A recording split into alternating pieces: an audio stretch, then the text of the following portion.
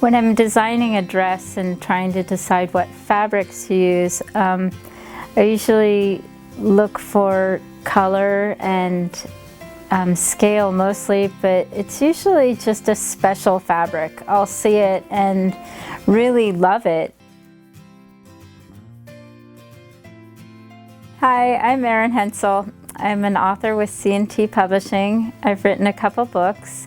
One is Sew and Style, Make Your Own Doll Clothes, and it's for kids to learn to sew, and then Doll Days, which is written for the adult sewists. I've been sewing since I was really little. A lot of different people in my life sewed and did crafts, so I was very encouraged and inspired by those people. My sister, my grandparents, and my mom and dad both could sew.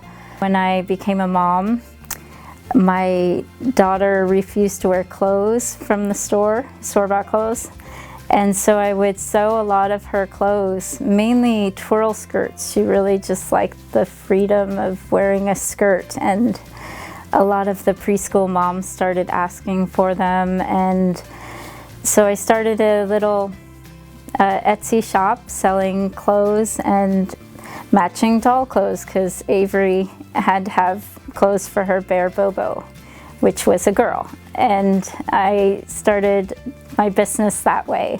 And I thought it was appropriate to name it Avery Lane, because it was because of Avery that I started selling what I sewed.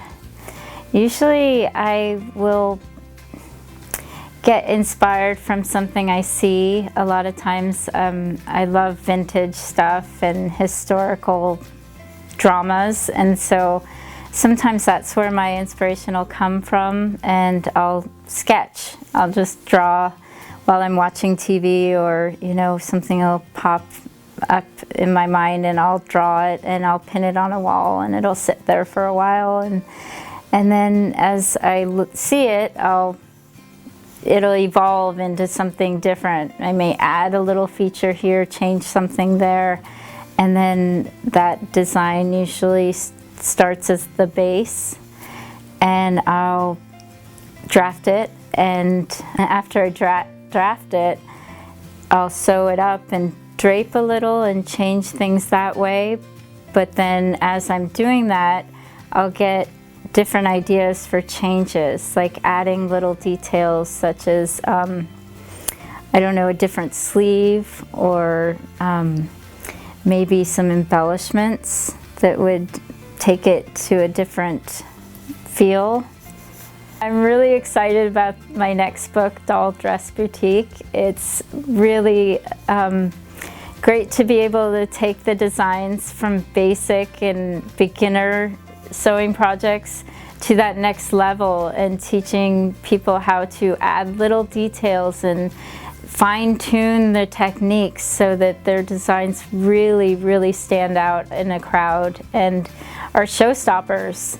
My favorite part of the designing aspect, I think the whole taking it from a sketch that came from my head, or something that I had seen in a vintage pattern and wanted to make modern or make new again. I think taking that idea and then interviewing, the interview process of picking and choosing the fabric and then the trims, and interviewing process to me is the best.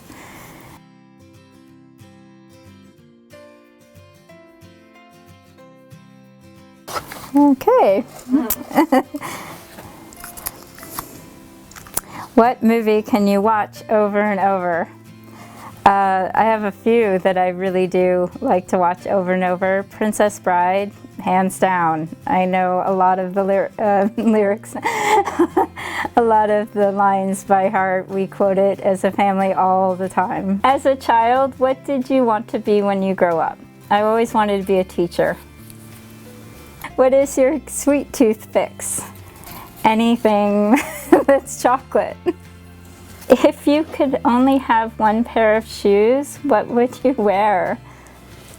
Right now I'm really into Birkenstocks, but ask me a year earlier, it would have been Converse.